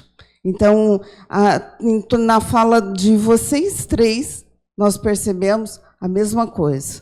Ainda estamos longe da realidade desejada. Então, isso ficou muito evidente. Se a Coreia do Sul hoje tem o número de profissionais que eles têm, e tem 5% do PIB sendo investido em pesquisa, o nosso valor é muito baixo. Então, acho que nós temos que pensar em uma política industrial, uma política de pesquisa melhor estruturada. Hoje, eu acho que está melhor estruturado do que antes, porque, inclusive, hoje, esse recurso está lá disponível para fazer isso, mas o que mostra os números apresentados é que ele ainda é insuficiente para o que nós desejamos e para o que nós precisamos. E o que vem acontecendo é que muitos engenheiros, apesar de egressos, não são fixados em indústrias ou pesquisa, porque a remuneração não é suficiente para que isso ocorra.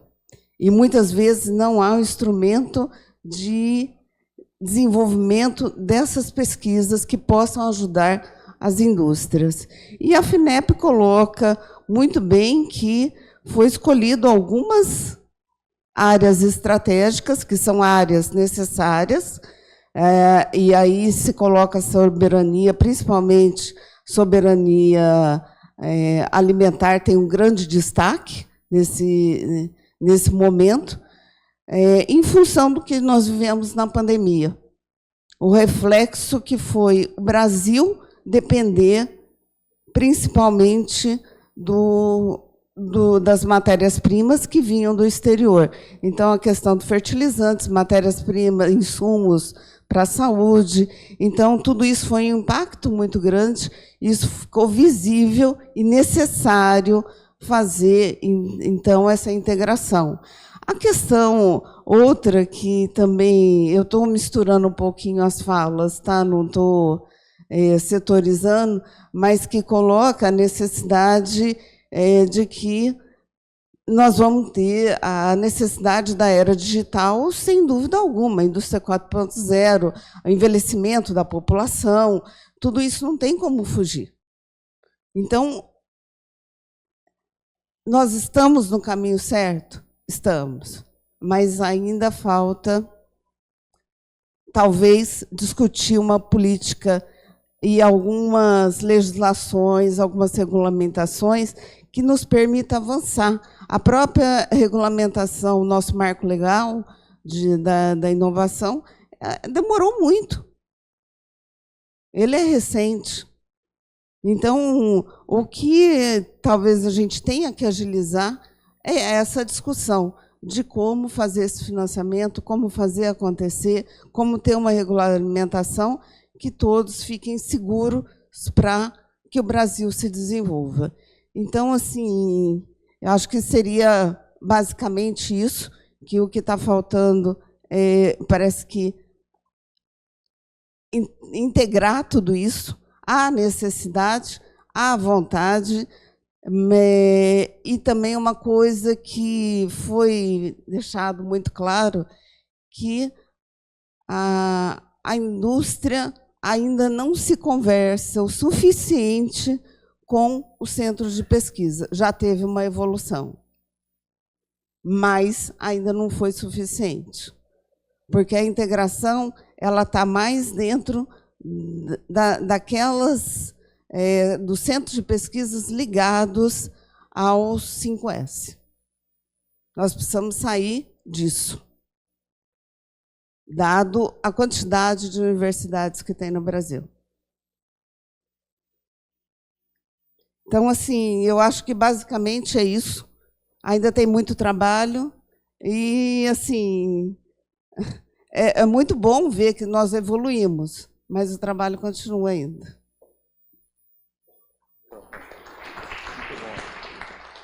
Muito bom. A relatoria da Márcia vai estar no manifesto que nós vamos lançar e também num livro que nós vamos lançar.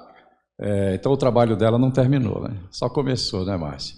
Mas o Carmona falou nós temos aqui 4 ou 5 perguntas que eu vou fazer rapidamente, se tiver tempo, né? Porque tem pessoal aí comprometido com a viagem, mas eu queria só fazer um comentário numa coisa que você falou do programa da FINEP, de recuperação dos laboratórios. Quer dizer, os laboratórios... E isso gerou o quê? A evasão de cientistas para fora, porque o cientista está no Brasil não é por dinheiro só, ele quer laboratórios decentes onde ele possa trabalhar e desenvolver seus projetos. Então ele foi lá para fora.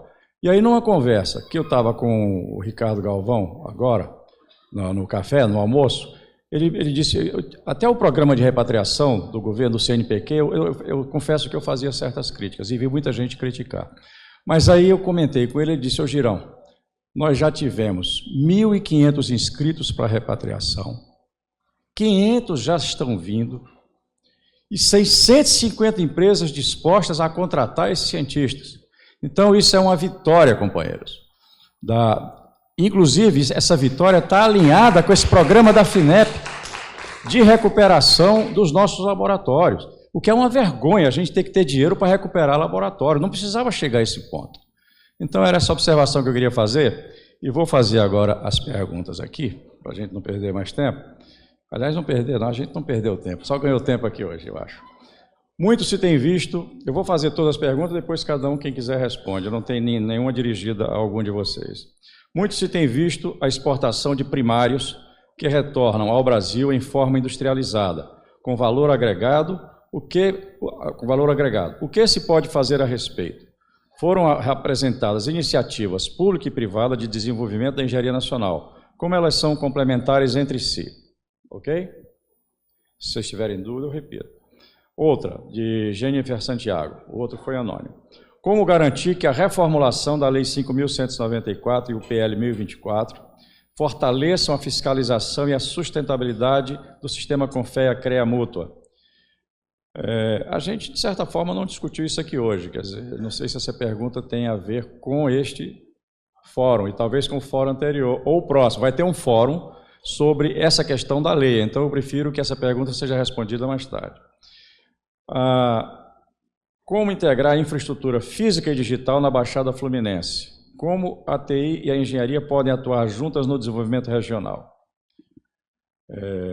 Nas contas públicas brasileiras, fala-se de investimento de 10 bilhões em ciência, tecnologia e inovação no Nordeste, mas os novos contingenciamentos anunciados atingem 3 vezes isso. Como reduzir os juros e permitir mais investimentos produtivos? Na visão dos senhores, Quais as perspectivas para o desenvolvimento ferroviário nacional? Outra pergunta. Os programas estão alinhados com a Agenda 2030 da ONU? Tem duas perguntas aqui que vieram do remoto. Deixa eu só pegar aqui. Que vem no celular aqui, né? Pode, vai lá. Eu vou tentar juntar a primeira com a última da ferrovia. Basicamente, existem três formas interessantes para a gente trabalhar essa questão do primário. Primeira coisa é, se você trabalha com a produção de grãos, especificamente agora aqui no Brasil, volto à região do Mato Piba, particularmente uma das questões muito importantes que são colocadas lá é a questão da chamada traceability, que é a capacidade de você gerenciar para poder ter os seus processos, principalmente em relação ao Mercosul e Europa agora, as questões relativas à qualidade de produção. E aí garantia de umidade, garantia de não trabalho escravo, garantia enfim, de todos os aspectos relativos à sustentabilidade. Para isso, a indústria, como o próprio colega colocou, a Visiona, por exemplo, ela já desenvolveu, eles estão desenvolvendo outros tipos de satélites, mas antes essa indústria já desenvolveu uma quantidade muito interessante, tecnologicamente competitiva, na área de nanosatélites. Então você coloca a tecnologia, por exemplo, para o agro específico. E são tecnologias diretas que você aplica e é um grande poder competitivo nacional. Além disso, se você for lá no Mato Piba, você vai verificar que vão ter vários novelos de algodão. Novelos de algodão. Cada novelo de algodão custa R$250 mil.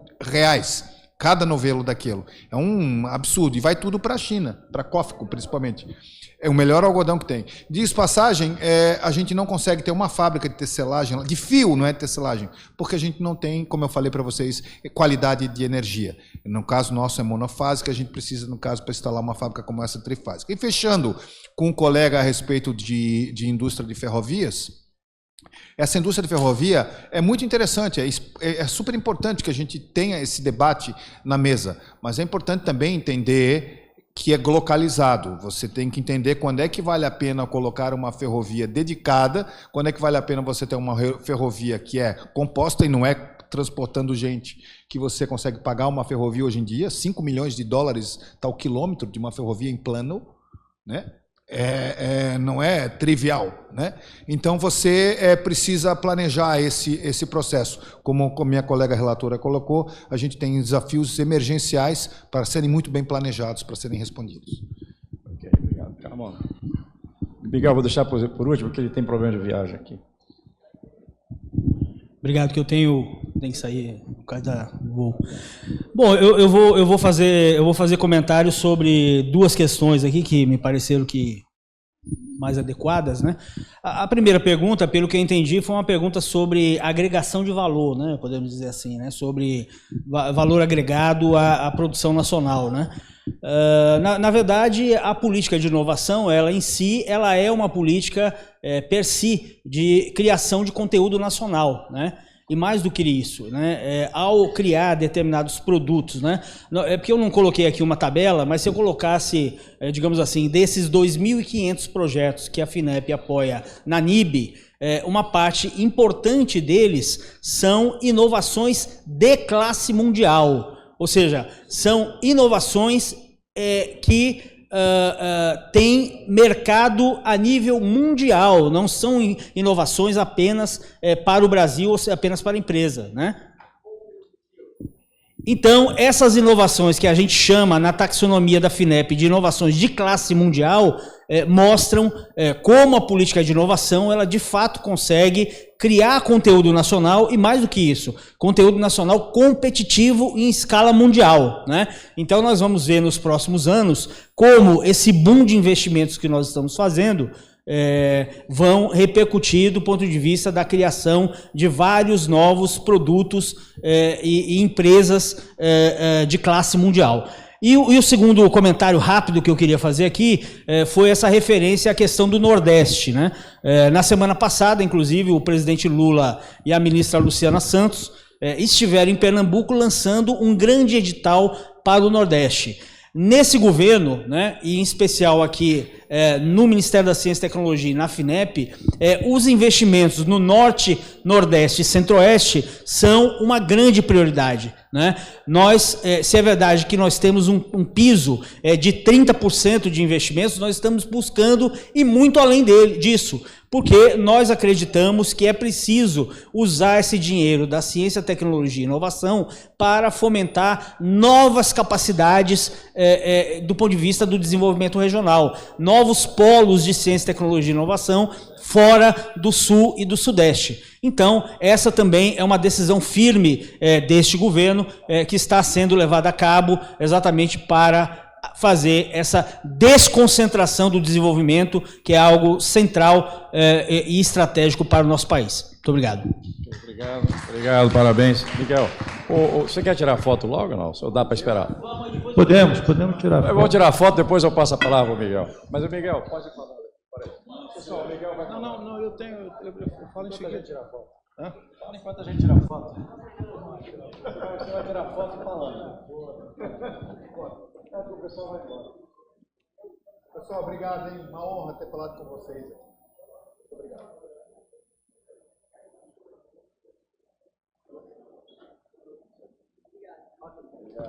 Agradecemos aos participantes. Enquanto o pessoal se despede, eu quero finalizar dizendo que o Brasil é a terra do samba, né? Boa viagem, Carmen, boa viagem. O Brasil é a terra do samba. E o pessoal diz que o samba agoniza, mas não morre, né? A indústria brasileira, a ciência, a engenharia brasileira, na terra do samba, de vez em quando ela fica nessas situações. Agoniza, mas não morre, né? Trem. A Marco Polo é uma das maiores empresas mundiais de caminhões. Acabou de lançar, né, a sua versão de trens intermunicipais e municipais, totalmente automatizado. Tem indústrias em vários países do mundo. Ministério das Cidades, verba para mobilidade urbana, 10 bilhões de reais. 3 cidades da China acabaram de anunciar seu planejamento para os próximos anos, 30 bilhões, 3 cidades, 30 bilhões de dólares. Então, o problema do financiamento, o problema da financiarização da economia, dessa visão louca de que vai tudo para banco, tudo para juro, e espreme o orçamento, né? Corta recurso para tudo. Isso tem que acabar. Nós temos que tomar uma decisão como nação. Ou nós queremos ser o quintal da financiarização, ou nós queremos ser a sociedade do conhecimento e da inovação. Essa é a grande questão. A ExmoBoats em São Carlos produz dos melhores drones. 5 companhias no mundo. Nós estamos entre as 5 melhores, certo? A indústria brasileira é assim, agoniza, mas não morre. Por isso nós precisamos da primeira Conferência Nacional da Engenharia. Nos ajude, Riso, nos ajudem, companheiros, se você quiser mobilizar o governo brasileiro para realizar essa grande missão. Pessoal, encerrando então, eu queria agradecer ao Allen principalmente, tá aí o Paulo também, nos ajudou bastante. Agradecer principalmente a vocês que estiveram aqui até essa hora e consideramos aqui a nossa missão cumprida, né? Espero que com qualidade.